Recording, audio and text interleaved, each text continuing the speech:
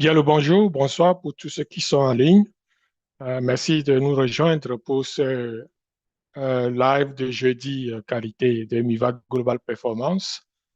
Aujourd'hui, nous allons discuter des problématiques liées à un défi qu'on avait vu la semaine passée, c'est-à-dire le défi concernant le manque des infrastructures et puis de la matière première. Alors, on va essayer de décrypter les défis de la production pharmaceutique en Afrique et les solutions pour y faire face. C'est parti. Alors, le titre, c'est Infrastructure et matières premières, fin à la production pharmaceutique en Afrique. Produit localement en Afrique. Pourquoi est-ce si difficile?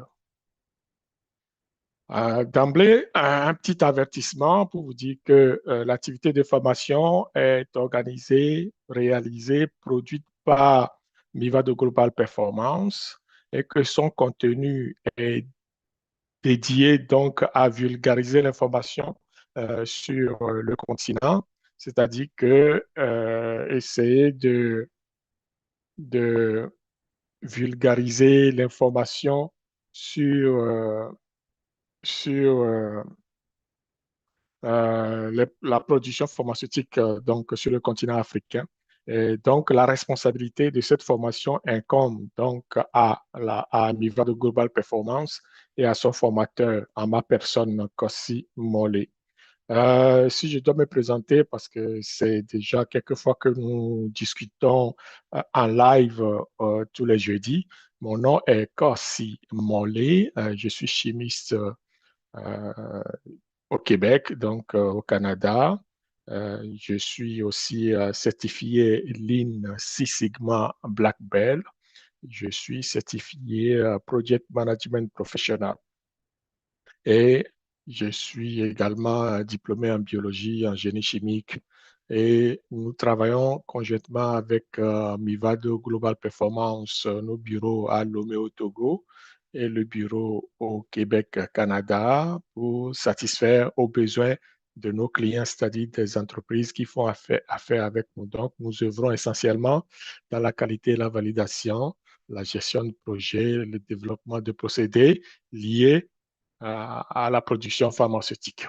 Donc, le contenu de ce cours est une propriété de Mivado Global Performance.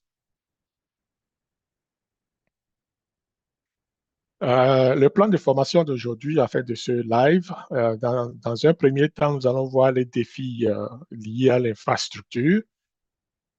En deuxième point, on va parler des accès aux matières premières. C'est quels sont les moyens pour avoir accès aux matières premières. Ensuite, les stratégies et solutions qu'on va essayer de mettre en place pour pouvoir minimiser l'impact de manque d'infrastructures et de matières premières sur le continent africain, bien sûr. Et en quatrième position, on va terminer par une brève conclusion. Les objectifs globaux que nous nous sommes fixés, c'est d'abord essayer de faire comprendre les défis structurels qui limitent le développement de l'industrie pharmaceutique en Afrique et d'identifier les stratégies pour surmonter les obstacles liés aux infrastructures et à l'accès aux matières premières. Plus spécifique, plus spécifique, nous allons essayer d'analyser l'environnement infrastructurel. Euh, on va aussi essayer de maîtriser les enjeux d'approvisionnement, élaborer des stratégies adaptées, exploiter les opportunités existantes, contribuer aux politiques sectorielles. Donc, c'est ce que nous pensons qu'à la suite de cette formation, de ce webinaire, euh, nous serons capables de faire l'analyse, de maîtriser, d'élaborer, d'exploiter, de contribuer aux politiques sectorielles du point de vue gestion de la production pharmaceutique. En introduction, l'industrie pharmaceutique africaine reste relativement peu développée, ça on le sait. On a une forte dépendance aux exportations, c'est ce que nous avons euh, identifié la semaine passée, le jeudi passé. Donc, l'état actuel de l'industrie pharmaceutique présente un tableau contrasté, caractérisé par des avancées notables, mais aussi des défis persistants. À l'échelle continentale, l'industrie pharmaceutique africaine reste relativement peu développée, avec une forte dépendance aux importations. Donc, environ 70 à 90% des médicaments consommés en Afrique sont importés, principalement de l'Inde, de la Chine, de l'Europe. Cette dépendance crée une vulnérabilité significative dans les chaînes d'approvisionnement, comme l'a démontré la pandémie COVID-19. Évidemment, le tableau n'est pas aussi sombre. C'est parce que, comme on ne produit pas, on ne produit rien. C'est normal qu'on soit dépendant donc de l'extérieur. Est-ce que les Africains peuvent faire la différence et produire sur place? C'est le but de cette sensibilisation que nous essayons de faire tous les jeudis. Et enfin, la dépendance crée une vulnérabilité significative dans les chaînes d'approvisionnement, comme l'a démontré. Euh, Quelques pays se distinguent toutefois par leur progrès. Évidemment, l'Afrique du Sud dispose de l'industrie pharmaceutique la plus développée du continent, avec une capacité de production substantielle et quelques entreprises de recherche et développement. Euh, le Maroc, par contre, je vais dire le Maroc, l'Égypte, la Tunisie, l'Algérie, ça c'est tout le Maghreb, Afrique du Nord, ont développé des industries pharmaceutiques relativement robustes. Au Kenya, au Nigeria et en Éthiopie, même au Ghana, on observe une croissance prometteuse du secteur pharmaceutique local. Cela veut dire que ce sont des pays où ça bouge, quoi. On va voir que ça prend forme. Donc, si on fait une vite observation, on va voir que, à part le Maroc, l'Égypte, la Tunisie, l'Algérie, qui sont francophones, je dirais, mais le Maghreb en général, l'Afrique du Nord, et, et les quelques pays anglophones, c'est-à-dire l'Afrique du Sud, le Kenya, le Nigeria, l'Éthiopie, le Ghana, il y a très peu de pays d'Afrique subsaharienne, saharienne, hein, saharienne, Afrique enfin, sub-Sahara, quoi, qui produisent du médicament. Donc, on est pratiquement inexistant. Donc, la capacité de production reste largement concentrée sur les médicaments génériques simples, avec très peu de fabrication de principes actifs pharmaceutiques et de produits plus complexes. La plupart des entreprises pharmaceutiques africaines se limitent au conditionnement secondaire ou à la formulation. OK? Donc, c'est pas très reluisant, notre façon de faire, mais bon. Au niveau des défis structurels majeurs, on va inclure un manque d'infrastructures adaptées, c'est-à-dire l'électricité, l'eau purifiée, les installations conformes au BPF. On va même parler des routes dans ce cas-là, des difficultés d'accès au financement et aux technologies, une pénurie de personnel qualifié dans certaines spécialisations pharmaceutiques, des cadres réglementaires souvent insuffisants ou fragmentés, des marchés nationaux limités qui compromettent les économies d'échelle. Donc, tout ça, je crois que on ne va pas rentrer dans les détails. Si vous voulez avoir plus d'informations sur ces défis, je vais vous inviter à revoir notre live du jeudi dernier qui parle donc de tous ces défis-là de façon détaillée. Des initiatives encourageantes, oui, nous en avons des initiatives encourageantes, entre autres le plan de fabrication pharmaceutique pour l'Afrique de l'Union africaine. C'est quelque chose qui essaye de développer un plan global pour l'Afrique. C'est une initiative de l'Union africaine. Nous avons la zone de libre-échange continental. On va revenir sur ces éléments-là, puisque ça va être des éléments qui vont faciliter le développement et l'avancée au niveau des produits pharmaceutiques, au niveau de la production des produits de santé. Nous avons l'Agence africaine des médicaments, récemment créée pour harmoniser la réglementation et des partenaires publics-privés et des transferts de technologies en augmentation. Donc, les choses bougent. Est-ce que ça bouge assez? De toute façon, ce sont des choses qui vont prendre du temps.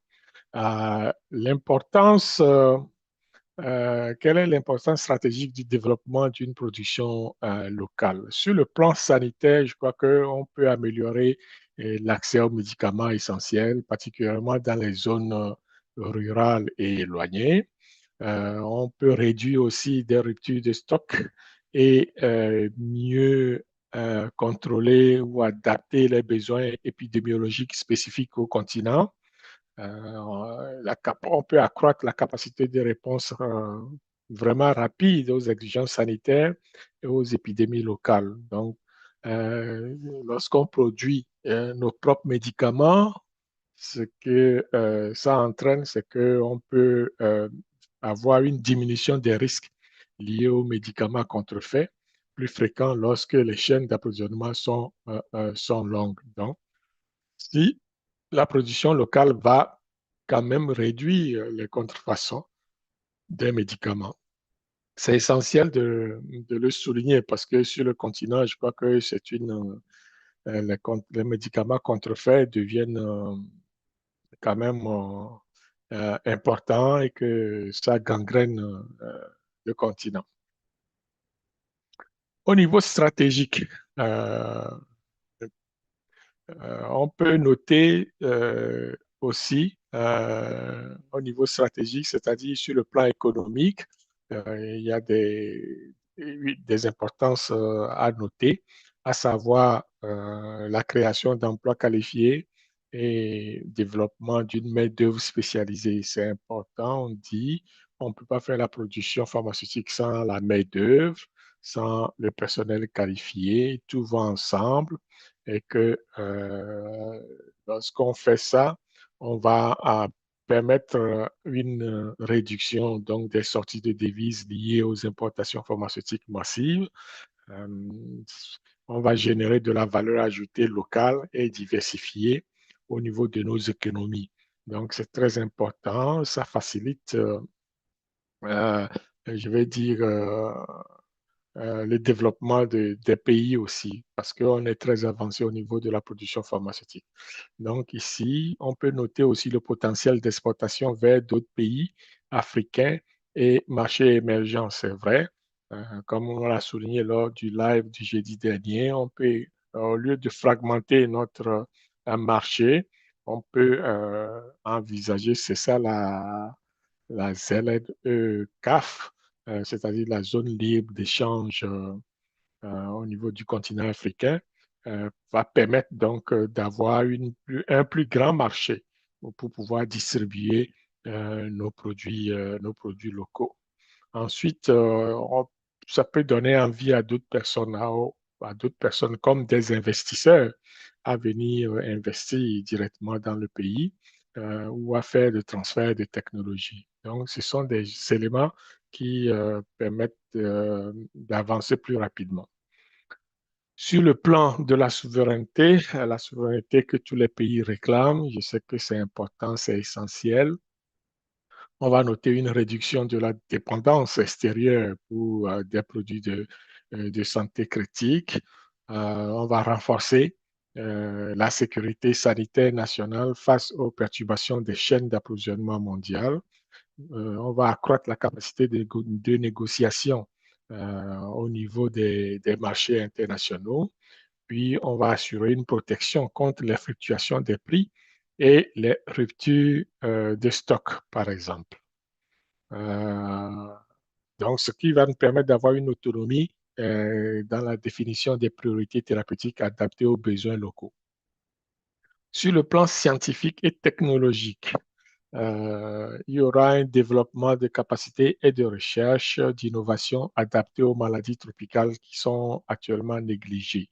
C'est vrai que le manque d'infrastructures et de matières premières peut ralentir ce développement-là et cette innovation-là. On peut noter aussi la valorisation des pharmacopées traditionnelles africaines, formation et rétention des talents scientifiques sur le continent aujourd'hui. Non seulement il n'y a pas de spécialisation en pharmaceutique, mais de plus, les quelques scientifiques qu'on a, peut-être qu'il y en a qui restent, il y en a qui partent pour aller développer les talents ailleurs parce que le milieu d'origine ne permet pas d'exercer ce genre d'activité. Par exemple, toutes les activités de production pharmaceutique, par exemple. Donc, euh, sur le plan scientifique et technologique, ben, c'est établi progressivement un écosystème d'innovation pharmaceutique, ce qui va nous permettre de développer un hub à ce niveau-là sur le continent ou des hubs sur le continent, des hubs pharmaceutiques, du développement pharmaceutique sur le continent. Euh, donc, la pandémie, la pandémie de COVID-19 a changé beaucoup de choses, a fait montrer beaucoup de choses. Donc, c'est essentiel de le souligner car euh, euh, non seulement ça nous a fait voir à quel point nous sommes vulnérables au niveau de la production pharmaceutique, au niveau des besoins sanitaires, mais aussi a mis en lumière cette importance stratégique, relevant la vulnérabilité des pays dépendants des importations pharmaceutiques face aux perturbations mondiales et au nationalisme vaccinal. Cette prise de conscience a accéléré les initiatives visant à renforcer, n'est-ce pas, les capacités de production locale dans plusieurs pays africains. Ce qui nous amène à dérouler la partie 1, c'est-à-dire les défis au niveau des infrastructures. Vous n'êtes pas Vous êtes sans doute au courant de tout cela déjà, mais je vais quand même essayer d'effleurer le sujet pour qu'on ait plus une vue d'ensemble de ce manque criard d'infrastructures au niveau de la production pharmaceutique. Donc, d'abord, c'est l'interruption de production et pertes directes liées aux entreprises. Donc, une fois qu'on dénonce les insuffisances des infrastructures énergétiques, ok, on avait parlé du délestage. Dans certains endroits, on n'a pas la capacité nécessaire pour fournir des industries. Donc, tout cela va entraîner des coupures d'électricité fréquentes et imprévisibles qui vont interrompre le processus de fabrication. Donc, on ne peut pas, dans un monde où tout va vite et qu'on dit on peut faire de la fabrication en continu, si il y a coupure de courant, du délestage, cela n'arrange pas les industriels. Évidemment, c'est un manque à gagner et puis ça peut causer aussi des non-conformités au niveau des produits lorsqu'ils sont en production. Il y a la détérioration des matières premières et produits finis nécessitant donc une chaîne de froid constant, l'endommagement des équipements sensibles lors des fluctuations de tension. Donc, tout cela peut causer ou cause des problèmes, des problématiques liées à une bonne production pharmaceutique, à un bon développement pharmaceutique. Donc, nos pays doivent régler ce problème d'énergie-là pour pouvoir permettre aussi à l'industrie pharmaceutique de, de prendre son envol. Donc, l'insuffisance des infrastructures énergétiques représente l'un des obstacles majeurs au développement de l'industrie pharmaceutique en Afrique, avec une conséquence multidimensionnelle, c'est-à-dire perturbation du planning de production, euh, impossibilité d'établir des cahiers de production fiables, allongement des délais de fabrication et de livraison, difficulté à respecter les engagements contractuels avec les clients. Euh, donc, autre conséquence liée donc à l'insuffisance des infrastructures énergétiques, ce sont les surcoûts opérationnels considérables. Évidemment, l'installation et l'entretien de générateurs de secours représentent jusqu'à 20 à 40% des coûts énergétiques totaux. Donc, il faut que quelqu'un paye ce surplus de coûts-là. Et en général, qu'est-ce qui va se passer? C'est le consommateur final qui va payer le surplus. Vous voyez, donc, ce qui veut dire que le produit va coûter plus cher, puisque au niveau opérationnel, on a des coûts additionnels qui sont liés justement à cette insuffisance d'énergie. Donc, il est très important de s'assurer que l'énergie soit là. Ensuite, il y a la consommation de carburant pour ces systèmes alternatifs qui vont accroître significativement les coûts de production aussi. Donc, un groupe électrogène, peut-être qu'il faut mettre du carburant. Vous voyez, donc, ce sont des coûts additionnels. Il y a aussi les investissements dans les équipements de protection électrique et de stabilisation de courant. On le voit souvent dans nos pays. On doit stabiliser la tension pour ne pas endommager notre équipement. Donc, ça, ce sont des petits coûts, mais si vous avez 10 appareils à protéger, ça fait 10 fois le coût d'un stabilisateur de courant. Vous voyez ce que je veux dire? Donc, c'est pas très, ou alors vous achetez un stabilisateur de courant, je vais dire système, c'est-à-dire qui va couvrir toute votre usine. Et de toutes les façons, il y a des coûts additionnels qui sont liés à ça. Donc, au niveau de l'augmentation des coûts de production, on peut avoir une perte de matières premières et produits finis.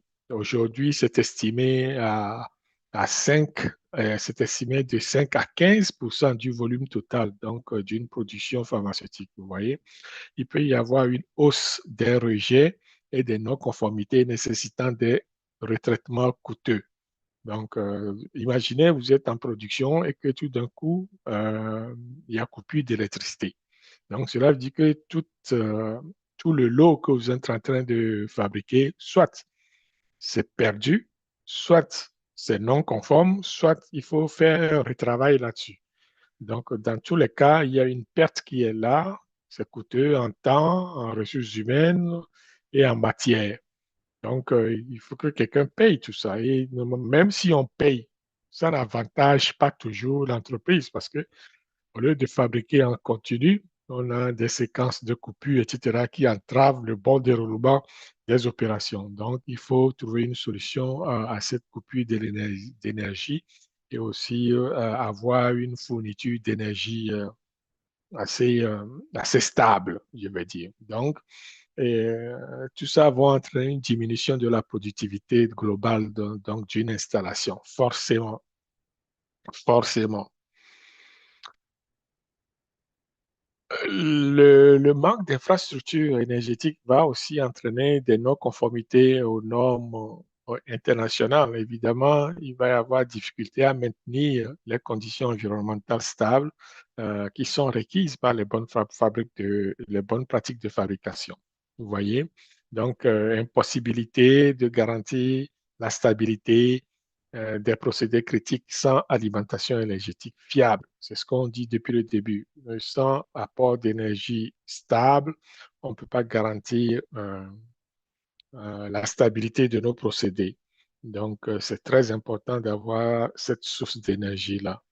Euh, on peut nous citer aussi des obstacles à la certification internationale des installations. Évidemment, si vous ne rencontrez pas les règles de base de bonnes pratiques de fabrication, il sera difficile d'avoir une certification au niveau des BPF pour les produits. Donc, c'est de ça qu'il s'agit.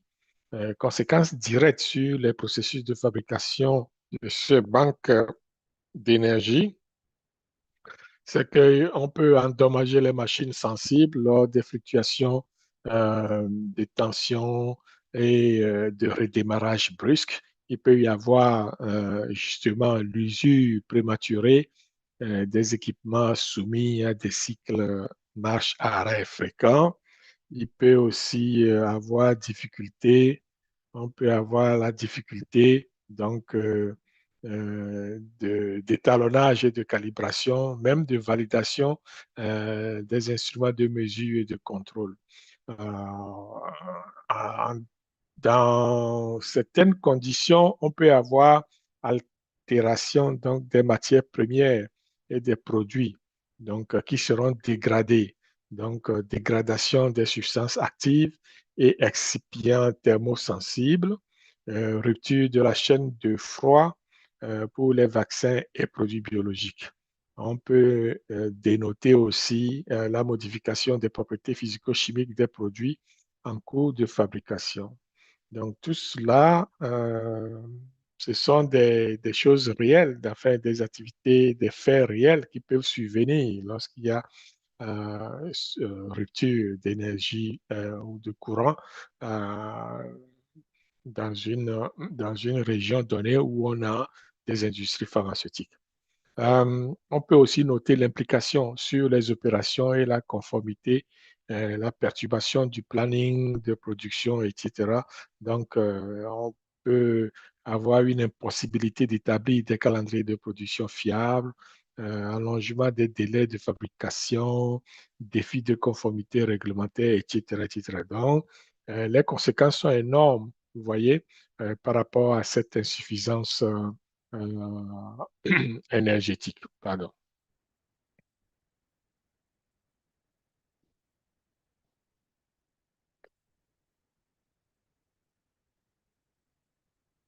Une autre conséquence liée à cette insuffisance énergétique, ce sont les pertes de compétitivité. Évidemment, si vous n'êtes pas productif, vous ne pouvez pas être compétitif.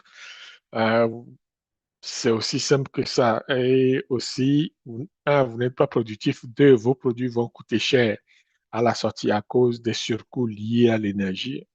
Conclusion, vous fermez porte, vous fermez boutique, hein. Ça ne sera pas très long, l'industrie dans ce cas-là. Donc, on va avoir l'augmentation des prix des produits finis, rendant les médicaments locaux moins compétitifs face aux importations. Euh, Alors qu'on veut justement lutter contre l'importation. Donc, au lieu qu'on soit à 98% de nos importations, on veut les réduire. Donc, il ne faut pas mettre les bâtons dans les roues aux industriels qui veulent implanter des industries pharmaceutiques en Afrique. C'est très important d'avoir une politique souple et permettre quand même une fiabilité, une viabilité, je veux dire, donc, de ce secteur-là. Difficulté à atteindre des économies d'échelle en raison de production intermittente. C'est une conséquence directe donc due au manque d'énergie. Il va y avoir une réticence des investisseurs internationaux face aux risques opérationnels élevés. C'est ce qu'on croit que nous vivons aujourd'hui au niveau de l'Afrique subsaharienne. Impact sur l'innovation et le développement. Évidemment, il y a un impact surtout.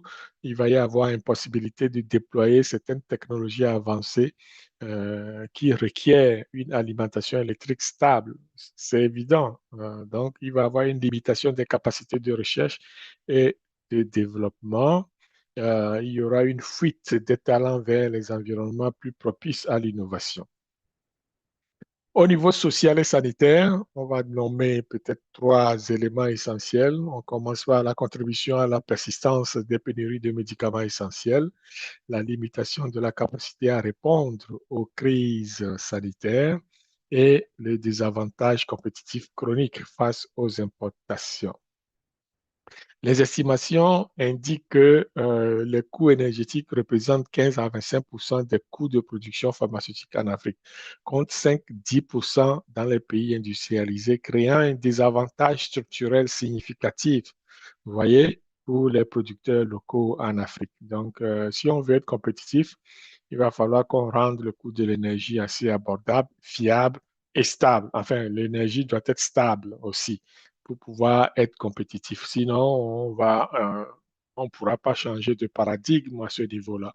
C'est important de voir ces facteurs-là et d'accroître le niveau de productivité donc, de nos usines pharmaceutiques en Afrique. Euh, Au niveau du transport, donc ici, on va plutôt parler, parce que le transport, ça fait partie des infrastructures. Pourquoi? Parce qu'il faut mettre, pour pouvoir transporter les produits, soit c'est par train, par voie ferroviaire, par voie routière, par voie aérienne ou par voie, je veux dire, via l'océan, le transport maritime. OK?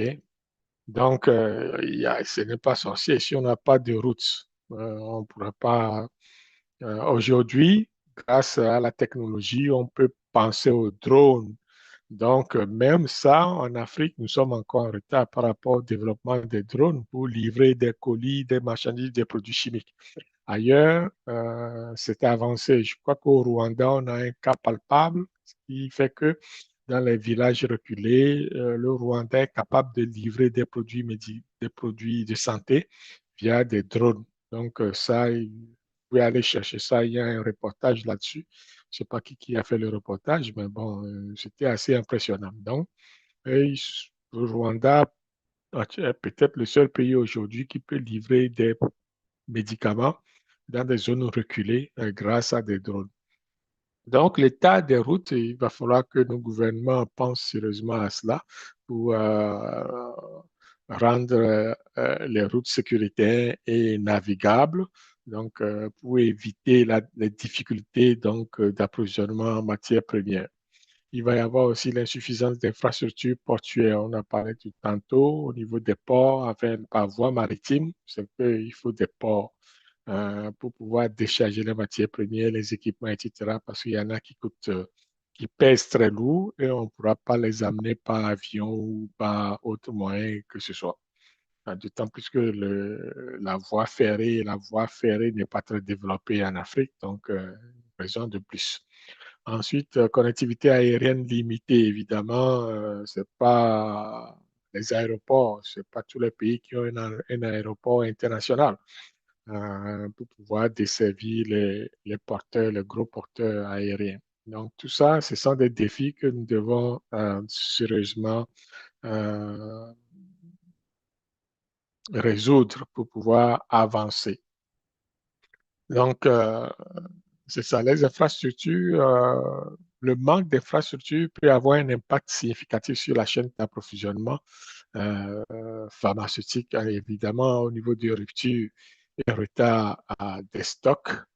C'est quelque chose qu'il faut regarder parce que nous, en pharmaceutique, on veut faire la production juste à temps et rentrer dans les coûts et être productif et s'assurer que le produit ou le médicament arrive à l'endroit précis, c'est-à-dire dans les hôpitaux, dans les officines, et que ces médicaments soient disponibles pour les patients. Alors, ce n'est pas le moment d'être en rupture de stock ou d'être en retard ou de faire quoi que ce soit. Donc, c'est important de veiller à ça.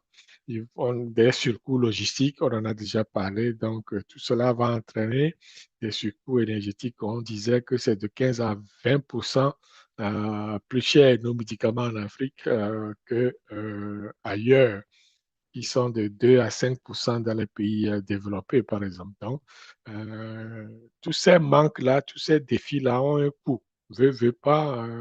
C'est vrai qu'aujourd'hui, il y a certains qui ne le voient pas, mais si un homme d'affaires qui rentre en affaires avec les pharmacies, avec la production pharmaceutique, je veux dire, va voir tous ces coûts-là s'ajouter à ces opérations. Et il faut que quelqu'un paye en bout de ligne.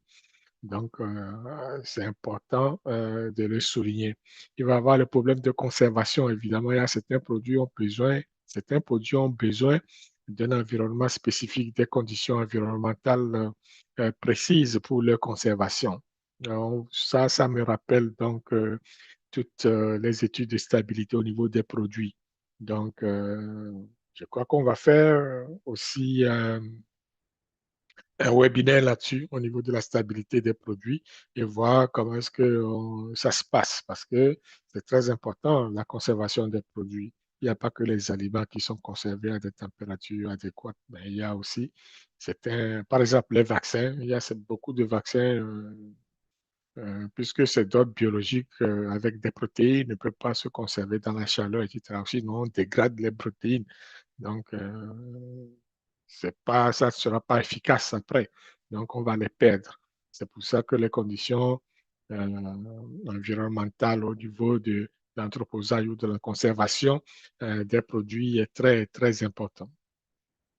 L'inégalité territoriale d'accès, évidemment, euh, il y a les zones rurales et éloignées qui sont difficilement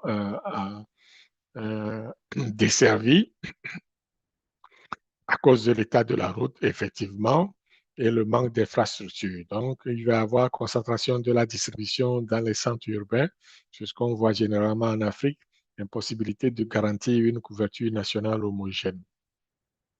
De l'autre côté, au niveau de la distribution fragmentée, euh, qui sont quand même, qui est l'une des conséquences sur la distribution des produits finis,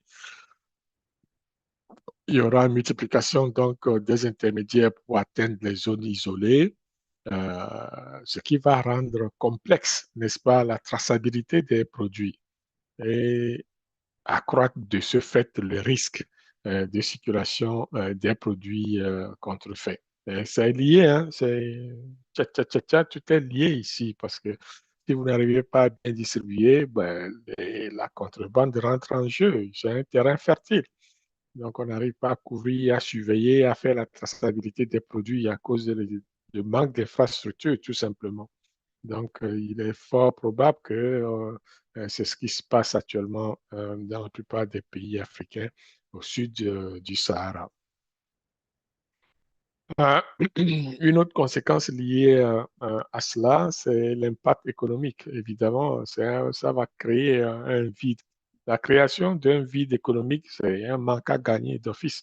Donc, réduction des économies d'échelle potentielles, hausse des prix des médicaments pour l'utilisateur final, et puis l'avantage compétitif aux produits importés bénéficiant de chaînes logistiques internationales optimisées, évidemment. C'est soit on lutte pour, on lutte contre euh, l'importation. Alors, on ne va pas donner toutes les garanties à cela parce qu'on n'a pas d'infrastructure. Vous voyez, donc c'est très important de veiller à cela et d'améliorer les infrastructures existantes et d'en développer d'autres. Ce qui m'amène à dire que les estimations indiquent que le coût logistique total peut représenter jusqu'à 40% du prix final des médicaments dans certaines régions d'Afrique. Vous voyez, contre 10 à 15% dans les pays à infrastructures développées.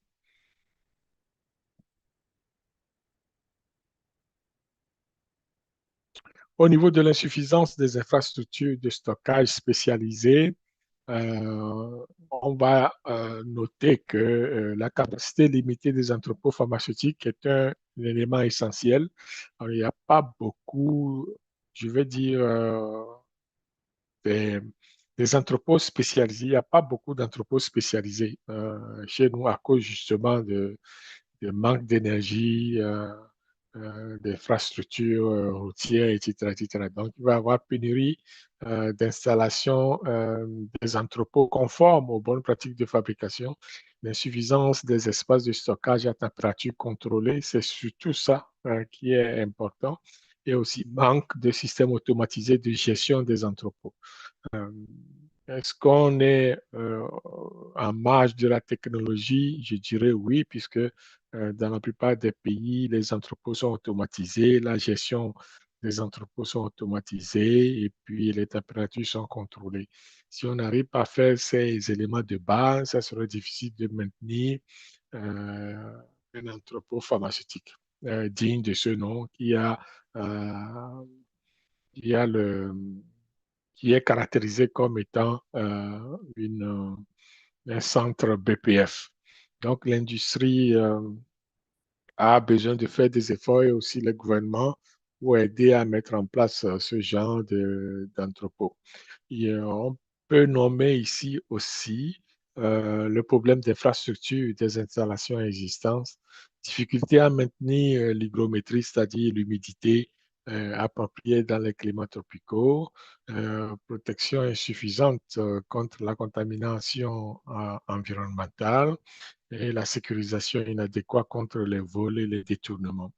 L'absence de zonage adéquat. Dans les entrepôts, il y a des limitations des zones, c'est ça on appelle le zonage.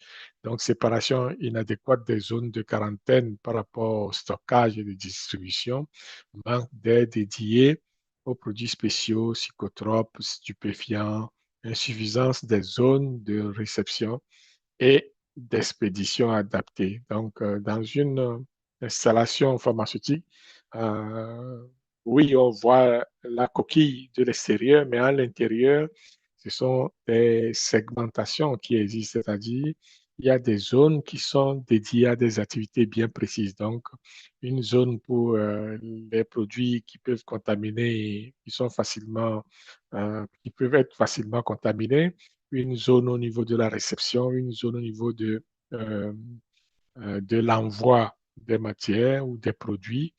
Il peut y avoir une zone de production dédiée à tel produit et aussi des zones de stockage et de distribution. Donc, tout ça fait partie des BPF qu'on doit mettre en place pour pouvoir assurer une bonne opération en matière de production pharmaceutique. L'industrie pharmaceutique africaine fait face à des défis critiques, ça on le sait, concernant les infrastructures de stockage et la maintenance de la chaîne de froid, comprenant la qualité et l'efficacité des médicaments.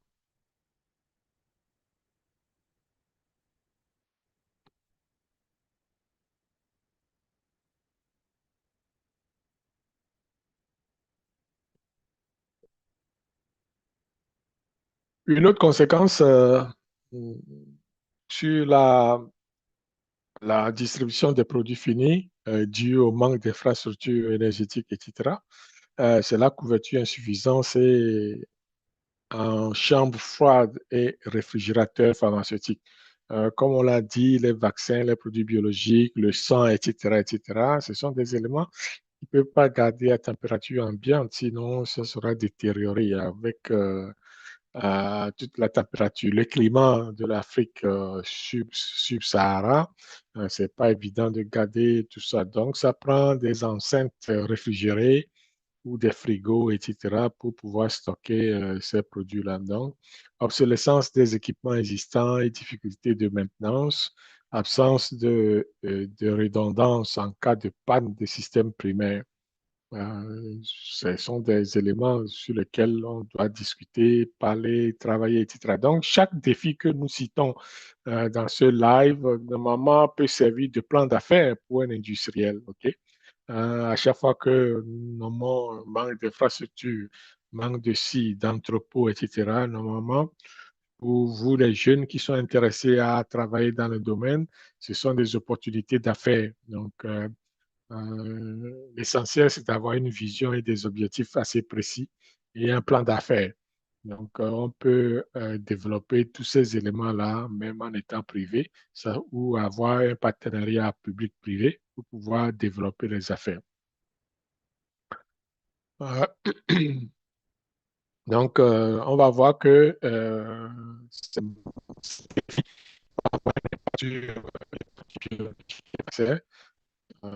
comme on l'a dit tantôt, donc détérioration de l'efficacité des vaccins exposés à des variations de température, impossibilité donc de stocker certains produits biologiques innovants et limitation de la gamme de médicaments pouvant être produits localement. Euh, D'autres impacts ou pertes dus à ces défis ou de manque d'infrastructures, c'est perte directe de produits. Ça peut arriver rapidement et on peut avoir un impact direct aussi sur la qualité et la sécurité du produit, comme on l'a dit. Et aussi, c'est un frein à l'innovation pharmaceutique, le fait de ne pas avoir toutes les infrastructures en place pour pouvoir faire une bonne production et avoir une bonne opération pharmaceutique sur le terrain.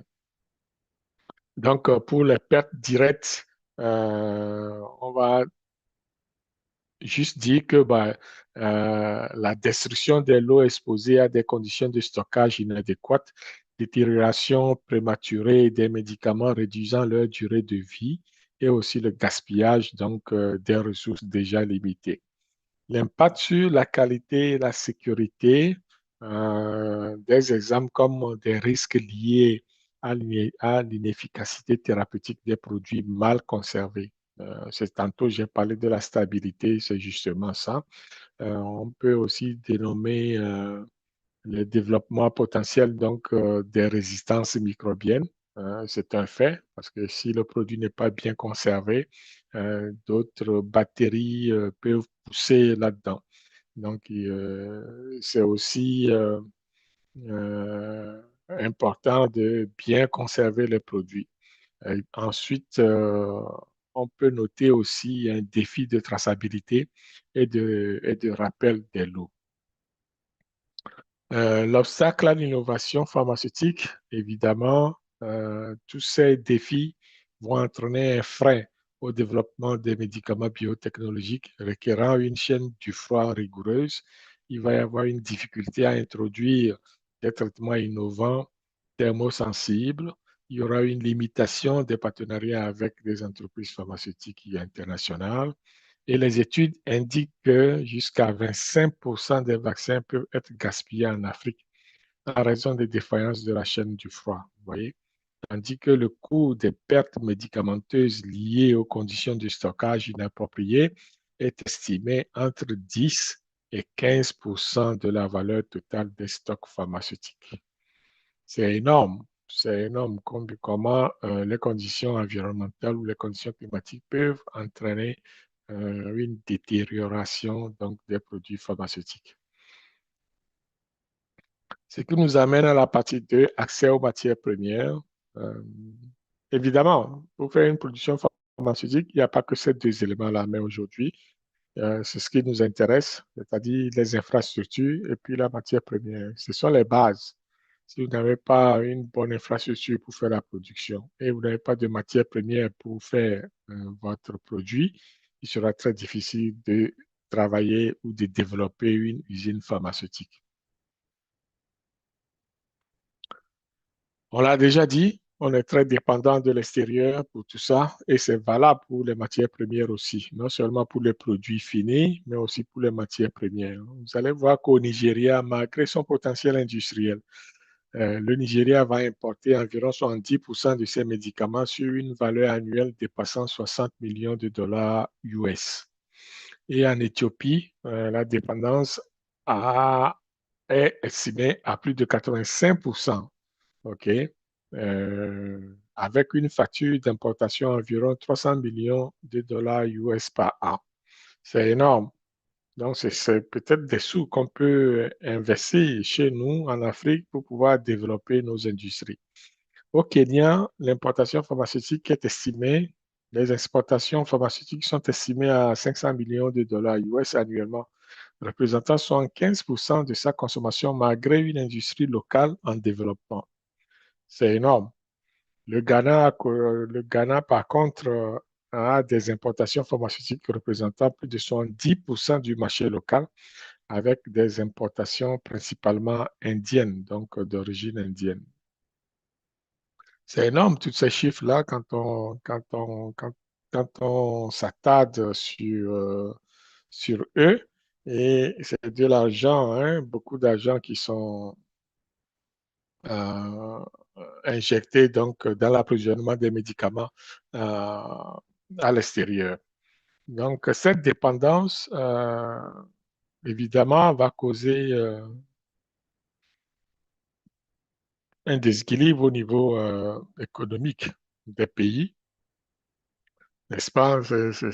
Ben, nous, on veut renverser cette tendance. C'est pour ça que Mivado Global Performance pense qu'avec la vulgarisation que nous faisons, ça va attirer l'attention des uns et des autres pour pouvoir investir dans le pays, créer des opportunités d'affaires, développer des petites unités de production, que ce soit pour les produits finis ou des matières premières, etc., etc. C'est important que nous travaillons là-dessus. Plus de 95% des principes actifs pharmaceutiques utilisés dans la production africaine sont importés. C'est pas normal. Non seulement on importe les produits, mais on importe aussi les matières premières qui vont servir à produire ces médicaments-là. C'est fou. C'est énorme, ça. C'est pas croyable. Ensuite, environ 90% des excipients et matériaux de conditionnement proviennent de l'étranger. Vous voyez? et moins de 10 fabricants d'ingrédients pharmaceutiques actifs opèrent sur l'ensemble du territoire africain. C'est très peu, par contre. C'est normal quand tu vois que 95% des principes actifs sont importés. Il y a de raison de, il y a raison de, je vais dire, d'être surpris ou de ne pas être surpris pour les moins de 10% des fabricants qui restent, moins de 10 fabricants qui restent pour l'API. Donc, ces principes actifs, normalement, c'est la molécule de base, hein, c'est l'ingrédient qui va servir dans la médication, en fait. C'est cet ingrédient qui va agir contre nos symptômes, nos maladies, etc., etc. Tout le reste qui se trouve dans les produits, ce sont des excipients, on les appelle. Donc, je crois qu'on aura un live là-dessus au niveau des ingrédients pharmaceutiques actifs et puis les excipients pour qu'on puisse faire la différence entre ces deux matériaux ou ces deux matières. Dans tous les cas, ce sont des matières premières, mais il y a l'ingrédient pharmaceutique actif qui est différent des excipients. On y reviendra là-dessus. Pratiquement tous les ingrédients pharmaceutiques actifs utilisés dans la production locale sont importés. Ouais. Et l'exemple palpable, c'est le fabricant des médicaments antipaludéens en RDC, République démocratique du Congo, et au Ghana importent 100% de leurs ingrédients pharmaceutiques actifs d'Asie. Vous comprenez? Donc, au lieu, ben, est-ce que c'est mieux que rien? Bon, c'est mieux que d'importer le produit fini. Ouais, je dirais, puisque l'usine se trouve sur le continent africain. Donc, ça crée de l'emploi, etc. Mais le produit est toujours importé. Il faut importer la matière première de quelque part. C'est normal. Ça, on ne peut pas le refuser. Mais là, 100%, je crois que c'est un peu quand même. Il faudra qu'on pense, surtout que c'est un antipaludéen. Donc, ça, on l'avait dit dans un autre live, que l'Afrique doit être capable de produire ses matières premières et puis ses ingrédients pharmaceutiques actifs. Bon entendeur, salut.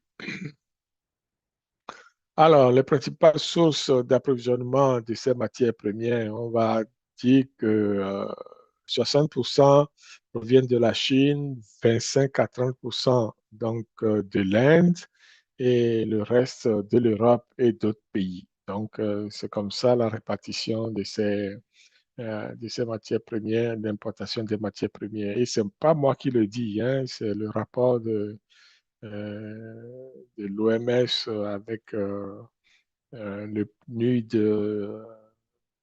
et aussi le rapport donc, de l'AMA ou de PMPA, c'est-à-dire le plan africain de production pharmaceutique, qui décrivent tous ces éléments-là. Ce sont les bouquins que j'ai consultés pour pouvoir élaborer ce live aujourd'hui. Donc, ils sont disponibles sur le web. Vous pouvez aller chercher, le lire en profondeur. Ensuite, des cas concrets, par exemple, au niveau du paracétamol. Je sais que beaucoup consomment du paracétamol sur le continent. Euh, le, le Nigeria, l'un des plus grands marchés pharmaceutiques d'Afrique, importe 100% de son ingrédient pharmaceutique actif paracétamol pour la production locale. En Afrique du Sud, malgré une importante production locale d'antirétroviraux, l'ingrédient pharmaceutique Efavirenz était entièrement importé jusqu'à récemment. Vous voyez? Et les fabricants au niveau du Kenya de paracétamol subissent des variations aussi de prix allant jusqu'à 40% sur une année selon les fluctuations du marché chinois. Puisque bah, ça vient de la Chine, l'ingrédient du paracétamol. Excusez. Lors de la pandémie de COVID-19, plusieurs fabricants africains d'antirétroviraux ont dû interrompre leur production faute d'approvisionnement en ingrédients pharmaceutiques actifs. Vous voyez, c'est ce qui arrive lorsqu'on dépend des autres.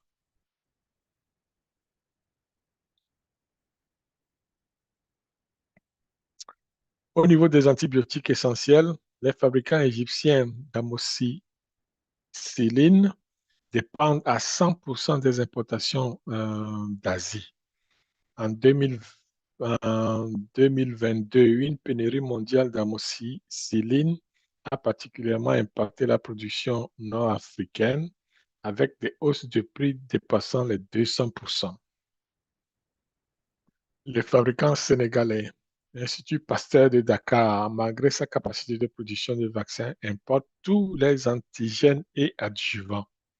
Waouh, c'est bon à savoir. Donc, tous ces éléments-là, normalement, peuvent constituer une source d'inspiration et on peut développer des plans d'affaires là-dessus. Il suffit de prendre une niche et d'essayer d'avoir sur place en Afrique une production assez stable, conforme à la réglementation et suivre les bonnes pratiques dédiées aux ingrédients pharmaceutiques actifs.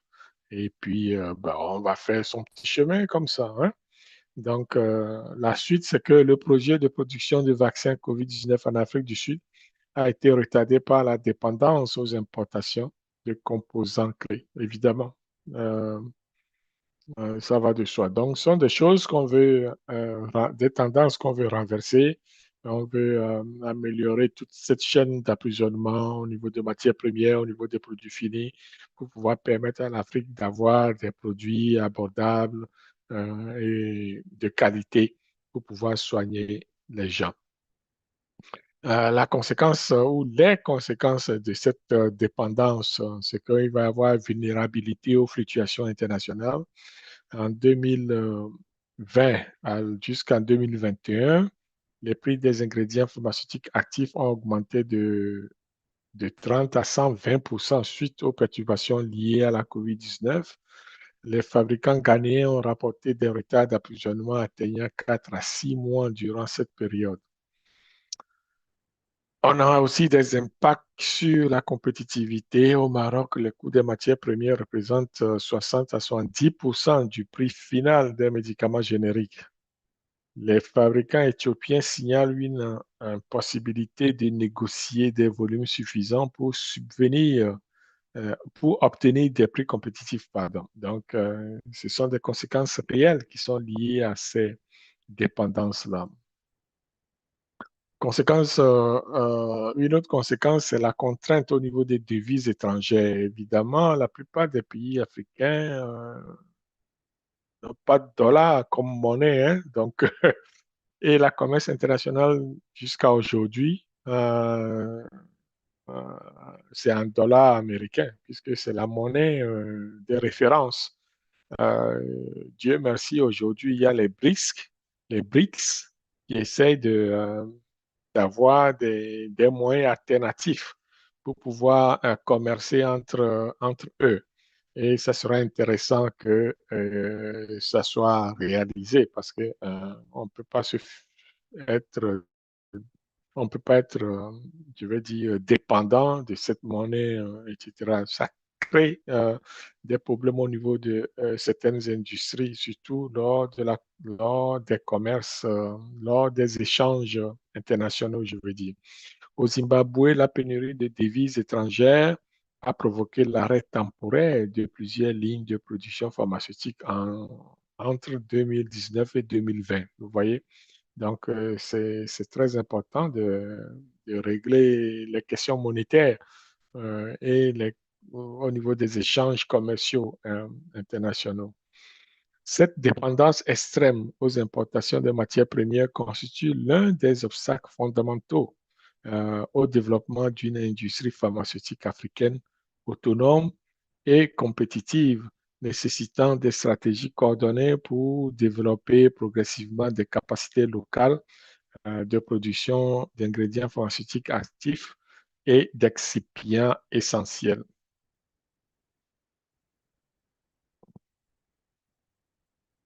Au niveau des défis d'approvisionnement, il va y avoir des délais qui seront très longs à cause qu'il va y avoir des problèmes douaniers qui vont rentrer en jeu.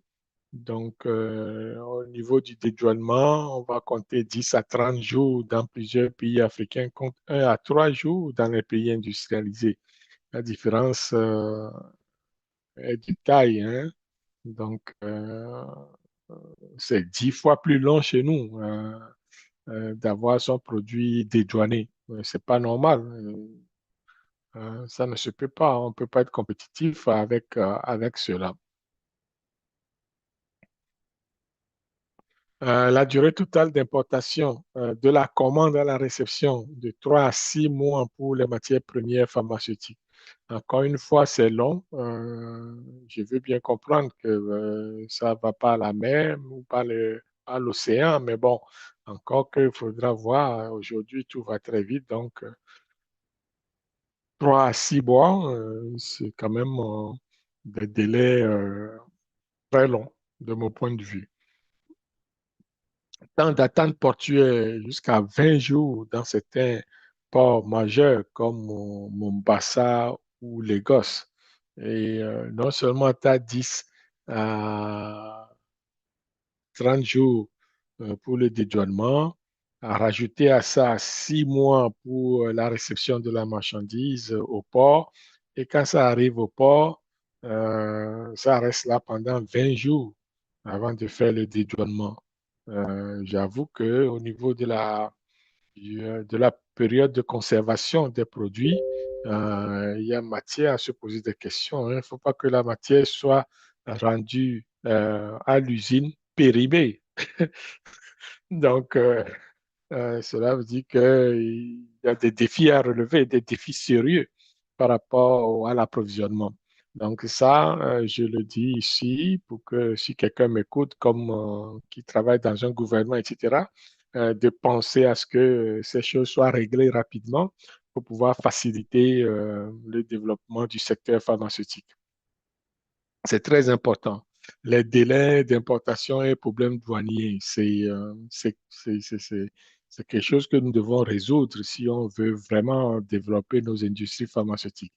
Les délais d'importation et les complications douanières constituent un goulot d'étranglement majeur pour l'industrie pharmaceutique africaine, perturbant gravement les chaînes d'approvisionnement et la continuité des opérations. Ça doit changer, il faut que ça change pour le bien de la population, justement. Des exemples significatifs pour ça, au Cameroun, par exemple, l'importation de principes actifs peut prendre jusqu'à 120 jours, obligeant les fabricants à commander avec 4, 5 mois d'avance. Waouh, vous voyez, c'est énorme. C'est pas possible. Euh, il faut avoir du cash flow aussi pour faire ce genre d'opération aussi. Et avoir une bonne ou une solide entente avec votre fournisseur parce que ce sont des délais très longs, à mon avis. En Tanzanie, les fabricants rapportent des retards systématiques de 45 à 60 jours pour le dédouanement des ingrédients pharmaceutiques actifs. Vous voyez, c'est pas normal. Un, on n'a pas les équipements en place. Deux, on n'a pas les laboratoires de contrôle en place non plus. Donc, on ne peut pas comprendre pourquoi ça prend tant de temps. Au moins, ici, il faut trouver une façon d'aller plus vite, de mon point de vue. En Côte d'Ivoire, un fabricant d'antipaludéens a signalé une perte de production de 2 mois suite à des retards d'importation d'artémisinine. Tu vois, c'est l'ingrédient actif pour les antipaludéens. Donc, c'est pas normal, c'est trop long. Les conséquences sont là. Heureusement que ben, ces industriels trouvent des façons de minimiser l'impact au niveau de la population. Sinon, ça serait terrible pour nous autres. La complexité procédurale et administrative, ça aussi, c'est ce qu'on appelle vulgairement les tracasseries administratives, hein, au niveau des municipalités, des intervenants, tout ça là. Donc, on va dire entre 5 et 12 agences gouvernementales impliquées dans le processus d'importation pharmaceutique selon le pays. Pourquoi il y en a tant? C'est quoi le contrôle qu'ils font? Est-ce que ça a de la valeur d'avoir 12 agences à contrôler une importation des médicaments, etc. C'est une question que je pose. Je ne dis pas que c'est bon, c'est pas bon.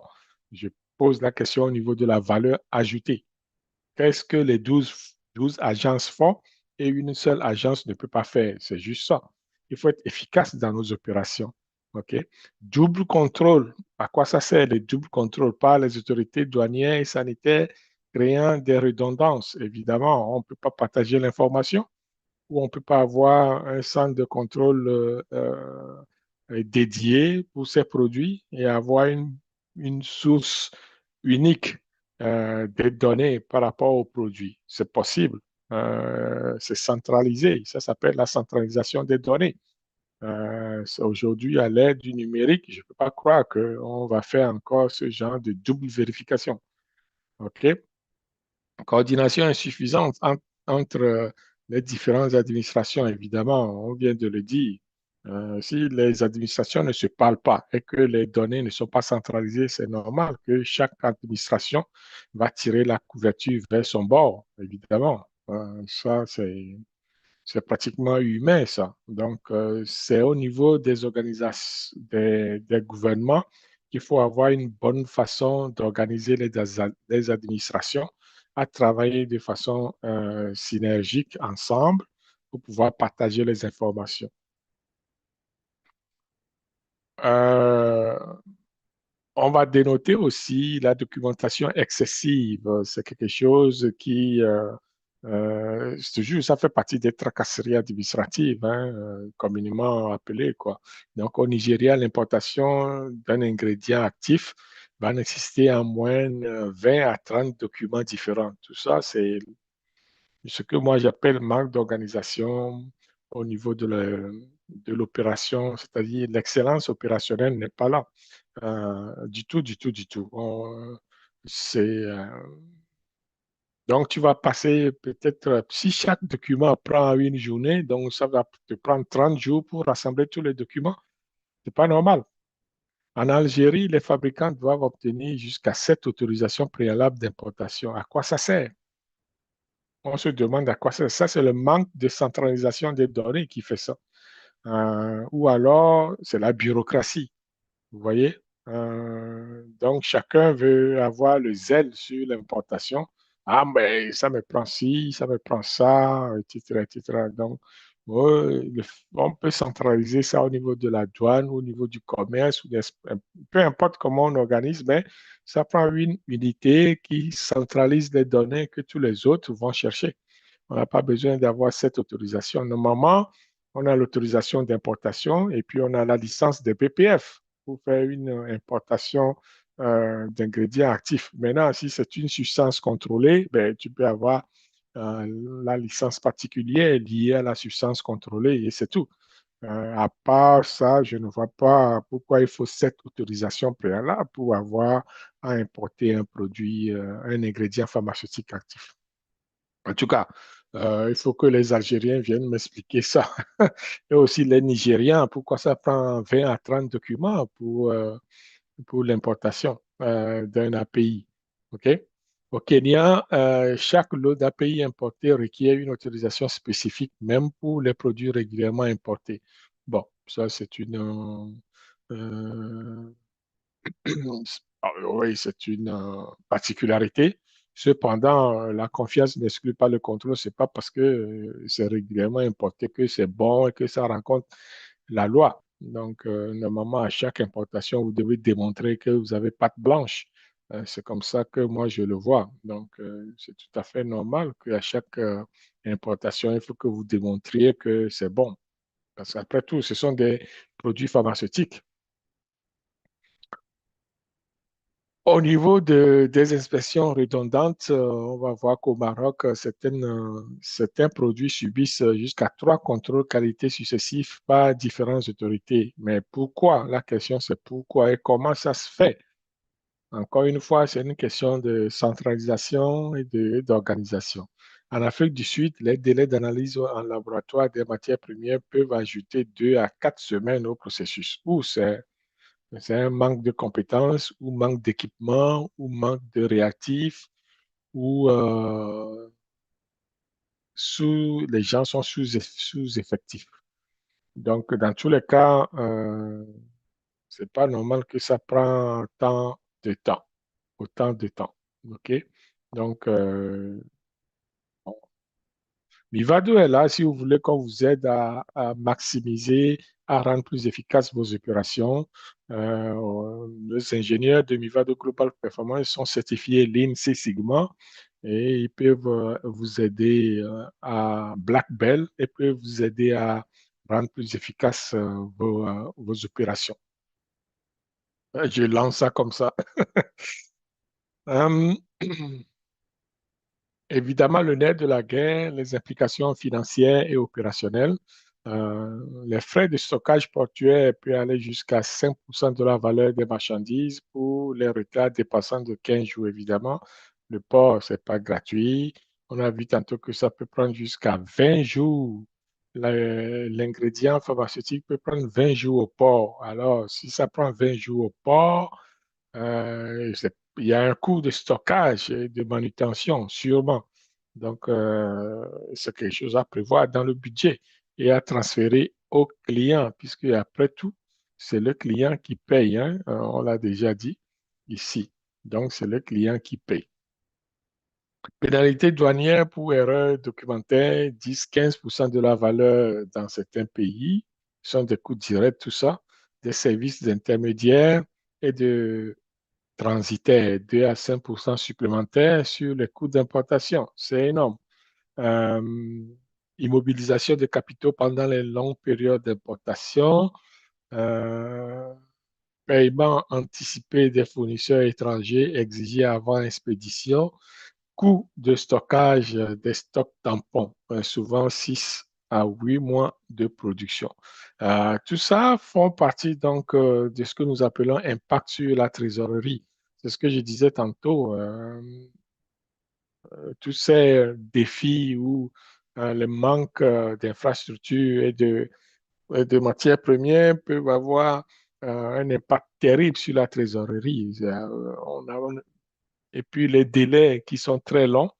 Il y en a qui commandent 4 à 6 mois à l'avance pour avoir leurs produits à temps parce que les délais de livraison est de 120 jours. Alors, vous imaginez qu'il faut avoir la trésorerie garnie pour pouvoir financer tous ces éléments-là à l'avance, puisque vous ne les avez que dans les 120 jours suivants. Donc, en temps, l'entreprise doit survivre financièrement, payer les salaires, etc., etc. Donc, c'est pour ça que nous considérons que c'est un défi majeur pour les fabricants pharmaceutiques africains. Euh, Ce défi d'approvisionnement peut aussi entraîner des perturbations au niveau de la production. À Madagascar, c'est un exemple. Un fabricant d'antipaludéens a rapporté 78 jours d'arrêt de production à une année en raison de retards douaniers. Vous voyez la conséquence. Ensuite, en Éthiopie, les entreprises pharmaceutiques maintiennent des stocks de matières premières représentant 200 à 250% de leurs besoins mensuels pour compenser les délais imprévisibles. C'est énorme, c'est tout à fait énorme, comme on le dit. Donc, je crois qu'il y a lieu de faire quelque chose et changer la donne.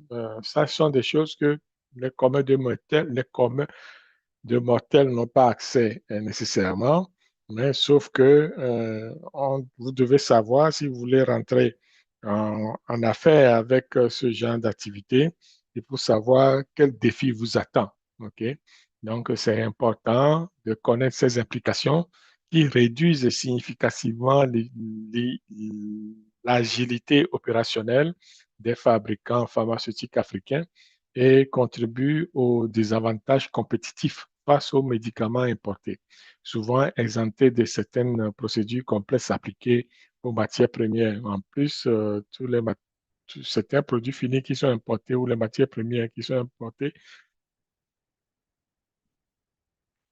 bénéficient de certains allègements, je veux dire, qui sont exemptés de certaines procédures complexes. Donc, faire ça sur place peut être un parcours de combattant.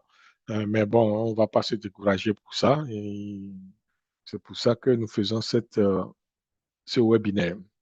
Au niveau de la qualité, la conformité des matières premières, c'est essentiel de revenir là-dessus parce que c'est le nœud, la base même d'une production pharmaceutique réussie. Tout dépend des ingrédients de départ. Il ne faut pas que ça soit altéré. Donc, la variabilité de la qualité des sources va dépendre énormément de la qualité du produit fini. Et c'est pas parce que au point A, j'ai du sucre, au point B, le sucre est pareil qu'au point A. En pharmaceutique, ça ne veut pas dire nécessairement ça. Vous devez démontrer que c'est similaire, c'est comparable, c'est la même chose, OK? Donc, l'homogénéité significative entre les fournisseurs asiatiques d'ingrédients pharmaceutiques actifs, principales sources d'approvisionnement, euh, est essentielle si on veut démontrer que la qualité du produit reste pareille. Donc, il ne faut pas qu'il y ait écart de qualité entre le lot d'un même fournisseur. Cela complique la standardisation des procédés. Donc, vous devez comprendre ça. Donc, la difficulté d'accès aux fournisseurs certifiés par les autorités strictes FDA et EMA. FDA, c'est Food and Drug Administration, et EMA, c'est European Medicine Agency. Ce sont des agences de médicaments au niveau des États-Unis, la FDA, et au niveau de l'Europe, EMA, qui vont certifier certains producteurs de matières premières qui vont certifier la production, c'est-à-dire les opérations de production et puis la matière première. Cela dit que ce sont des matières premières de qualité acceptée par ces organisations du moins. Donc, les pays africains, des fois, ont de la difficulté à s'approvisionner directement parce que la plupart de ces produits seront réservés soit pour les Américains ou pour les Européens. Donc, il est important de voir que la source est aussi important que tout notre réseau de fabrication, finalement.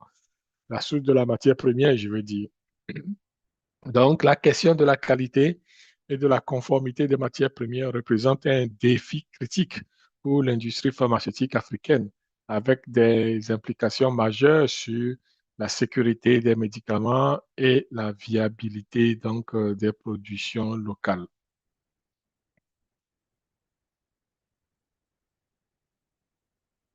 Des exemples concrets à ce niveau, euh, je dirais que euh, des exemples concrets à ce niveau, euh,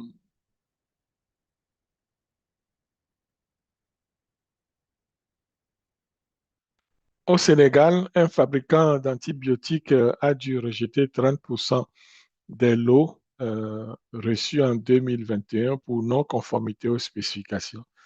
Voilà, donc c'est pas parce qu'on importe que c'est toujours bon, hein. Donc, il faut faire attention, il faut veiller à son affaire, faire des tests, des analyses pour s'assurer que le produit enfin, la matière première est de bonne qualité avant utilisation.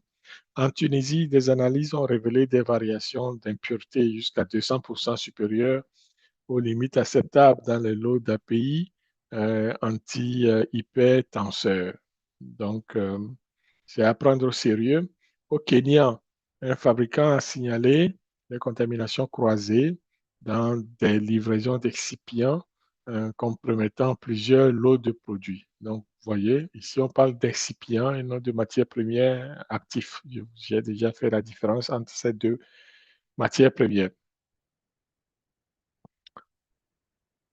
On peut avoir de la capacité limitée du point de vue analytique quant à ce qui concerne les défis liés au contrôle qualité des matières et aussi des ressources humaines spécialisées. Donc, ça prend des analystes, des travailleurs de laboratoire, des chimistes, des biochimistes, les systèmes documentaires de traçabilité. Évidemment, nous sommes à BPF, donc tout ce qui a trait à la documentation et à la traçabilité est scruté à la loupe. Il faut faire attention, bien noter, bien identifier les affaires. Au niveau de la capacité analytique, on peut citer comme exemple donc insuffisance des laboratoires de contrôle qualité équipés pour des analyses complètes selon les pharmacopées internationales. Il y a aussi le manque d'équipements spécialisés, HPLC, spectromètre de masse, RMN, dans plusieurs pays. Il y a, il y a les difficultés d'accès aux standards de référence pour les calibrations, toujours au niveau des laboratoires. Maintenant, au niveau des ressources humaines, ben, il y a pénurie de chimistes analytiques qualifiés hein, dans de nombreux pays africains. La formation, elle est insuffisante.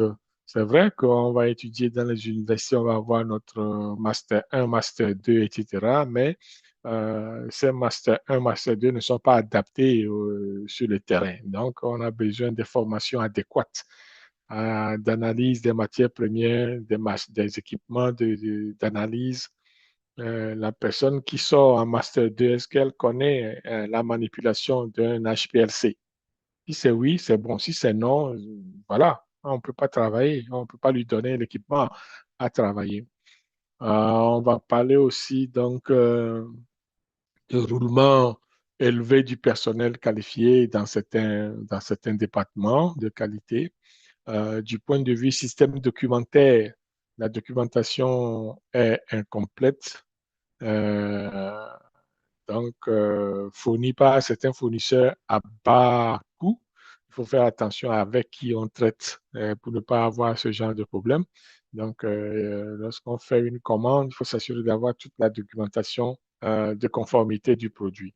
Donc, on va signaler aussi des difficultés d'obtention des drogues master file, c'est-à-dire des dossiers maîtres des produits complets. Donc, ce qui rend difficile donc les formalités de douane, par exemple, etc., parce que sans le Drug Master File, on ne peut pas savoir exactement comment, c'est quoi la description du produit, comment c'est fabriqué, quels sont les ingrédients, les intrants, etc., etc. Donc, euh, ça c'est le Drug Master File. La complexité, il y a aussi la complexité du suivi des changements dans les procédés de fabrication des fournisseurs. Oui, parce que rien n'est coulé dans le béton. Il peut y avoir des changements et cette façon de documenter le changement est très réglementée en bonne pratique de fabrication. Donc, c'est important d'avoir une bonne traçabilité au niveau de la documentation de ces changements-là.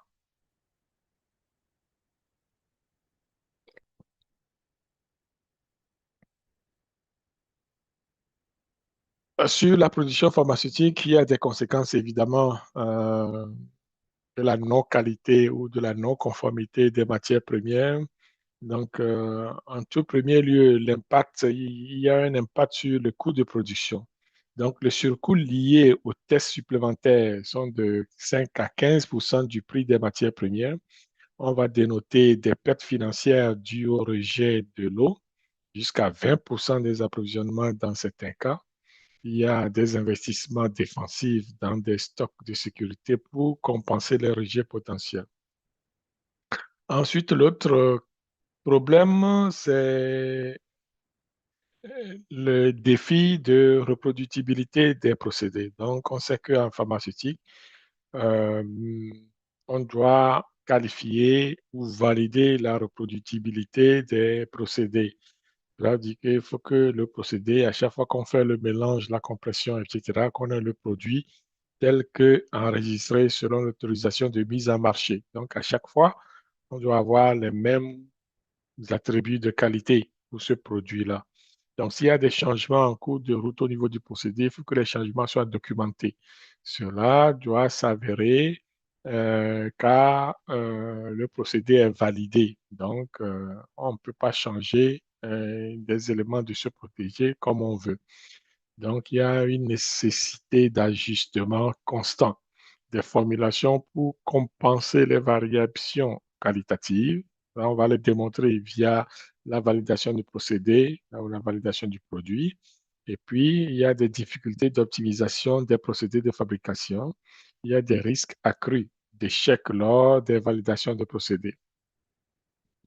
Donc, ça, ce sont les conséquences qui sont dues donc, à la production pharmaceutique, là, qui sont liées donc liées au, comment dirais-je, à la non-qualité, à la non-conformité des matières premières. Ensuite, il y a l'implication réglementaire. Évidemment, en Égypte, des inspections ont révélé que 40% des fabricants locaux avaient rencontré des problèmes de non-conformité liés à la qualité des matières premières. Au Nigeria, par exemple, plusieurs retraits de l'eau ont été directement liés à des défauts de qualité des ingrédients pharmaceutiques actifs importés. Au Maroc, les autorités ont suspendu temporairement plusieurs autorisations de mise sur le marché suite à des problèmes récurrents de qualité des matières premières.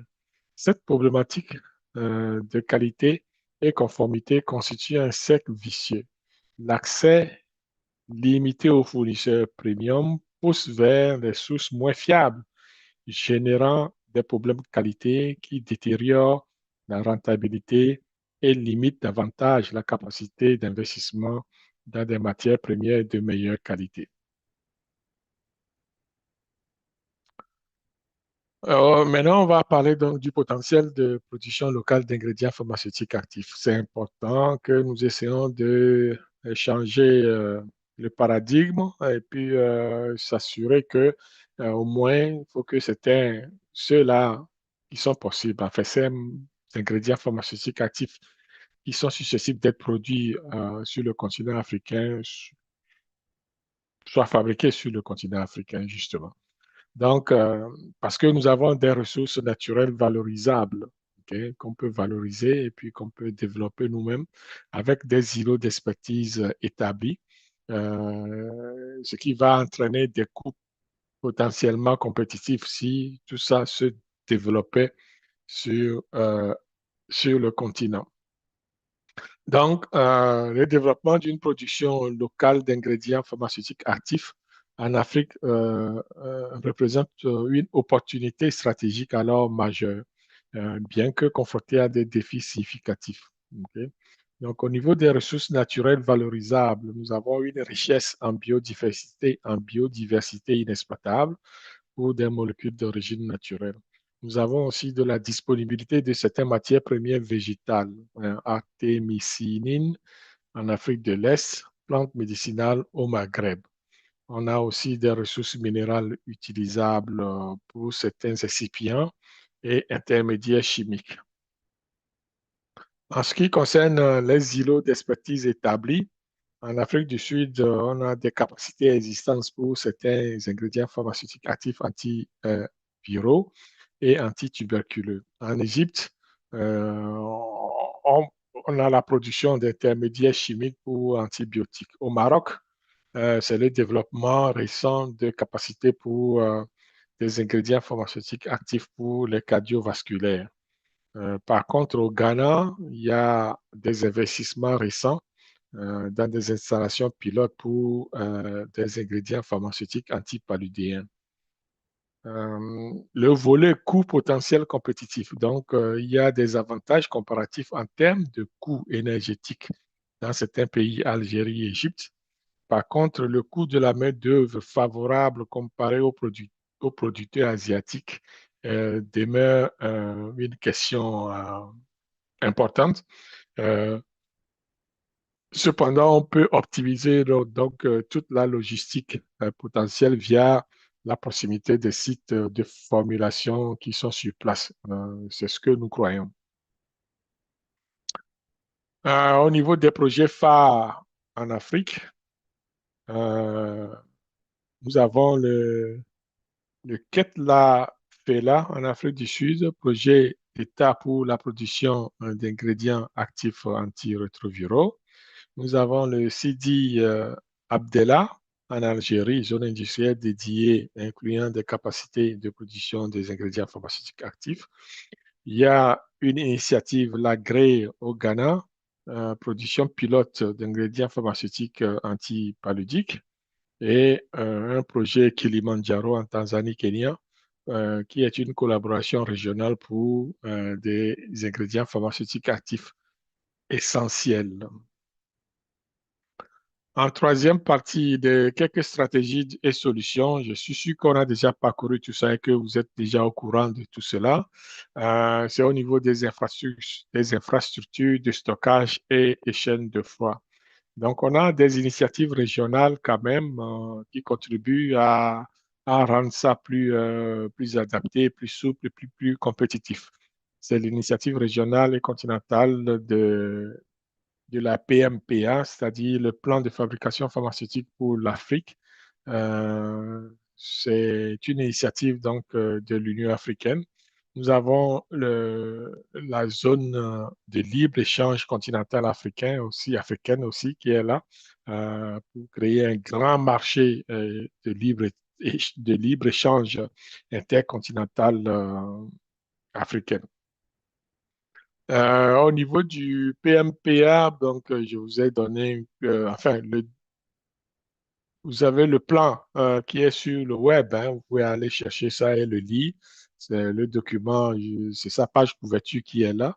Donc, c'est là où c'est décrit tout le plan que les grands de ce monde, de l'Union africaine, etc., ont pondu avec des scientifiques pour essayer de donner une vision à cette fabrication pharmaceutique pour l'Afrique. Je ne vais pas rentrer dans les détails ici. La ZLECAF, c'est-à-dire la ZLECAF, la zone de libre-échange, selon l'agenda, c'est un agenda qui a été produit par l'Union africaine, l'agenda 2063. Le projet phare de l'Union africaine est la zone de libre-échange continentale africaine. Elle fournit un cadre stratégique développé par les membres visant à atteindre son objectif de développement durable et exclusif. Ensuite, il y a des partenariats publics-privés et des investissements aussi publics-privés qui vont rentrer dans les infrastructures partagées. Par exemple, au Maroc, le Pharmapa de Casablanca, où l'État fournit les infrastructures de base, énergie stable, traitement des eaux, tandis que les entreprises privées investissent dans des équipements spécifiques.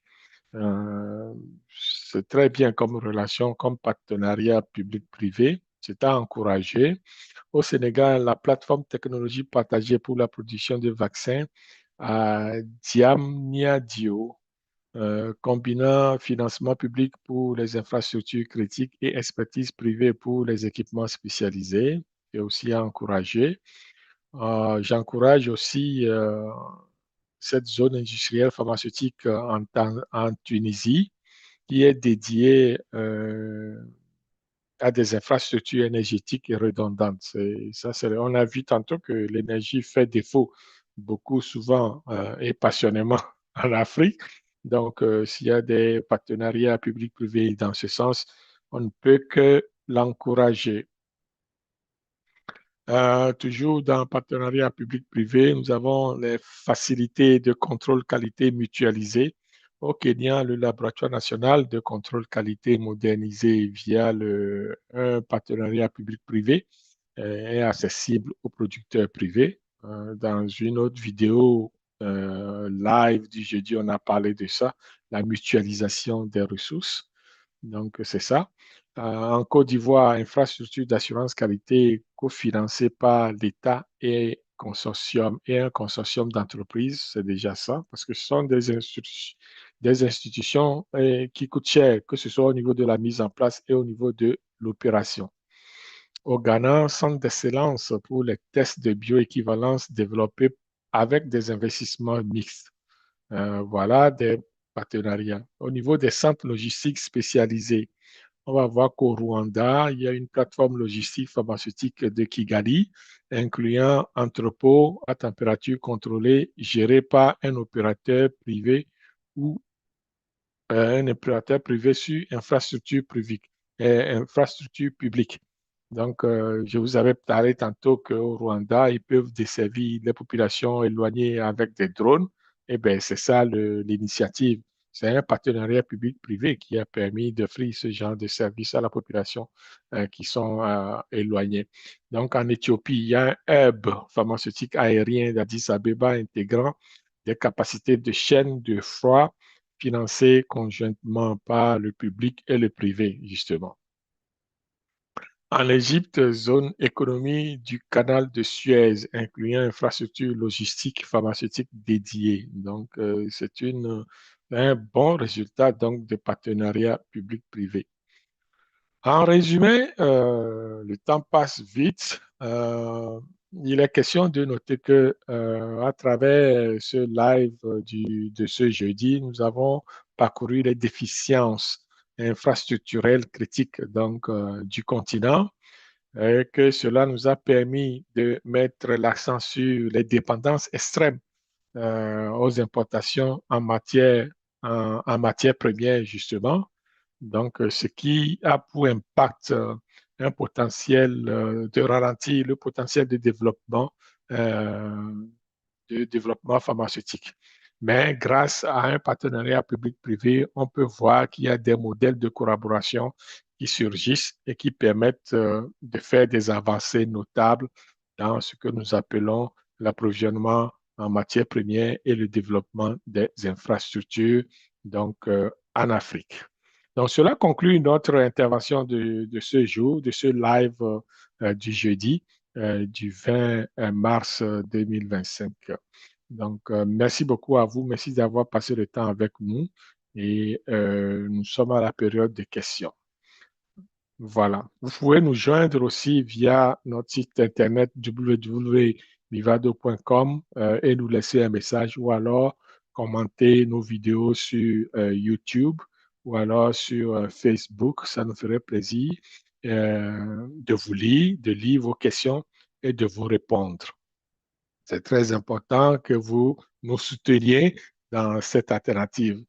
L'objectif, ce n'est pas d'avoir des likes, mais de vulgariser justement l'information et que nous, les jeunes Africains, nous puissions prendre la balle au bon et développer notre continent sur le plan de production pharmaceutique.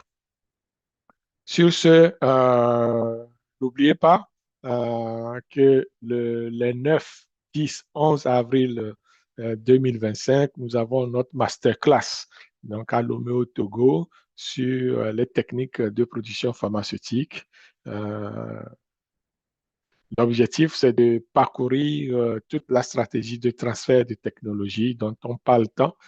Qu'est-ce qui se passe avec ça? Comment ça se fait en tant qu'opérateur, en tant qu'investisseur, en tant que gestionnaire de qualité? Comment on s'y prend pour faire un bon transfert de technologie en développement pharmaceutique? Donc, ça va être un thème passionnant. C'est déjà un thème passionnant en soi, mais on va le décortiquer, etc. Donc, cet événement sera hybride, c'est-à-dire en présentiel et sur Zoom. Donc, dans les deux cas, il faut s'inscrire pour avoir accès au lien Zoom et suivre la formation. Donc, nous vous invitons à vous inscrire. Inscrivez-vous, ne traînez pas. Il y a encore quelques places de disponibles. C'est vrai qu'il y a beaucoup d'inscrits, mais il y a encore quelques places de disponibles sur Zoom et aussi en présentiel, je dirais. Donc, la vie est lancée, faites le pas et pour acquérir d'autres compétences, pour mettre d'autres flèches à vos arcs, pour pouvoir être prêt pour le développement du domaine pharmaceutique en Afrique. Merci beaucoup. Et puis, s'il n'y a pas de questions, je crois que nous allons mettre fin donc, à notre live d'aujourd'hui. Je crois que on a dépassé de 10 minutes. Donc, je vais vous dire merci, merci, et puis à jeudi prochain. Merci beaucoup. Bye bye. Ciao.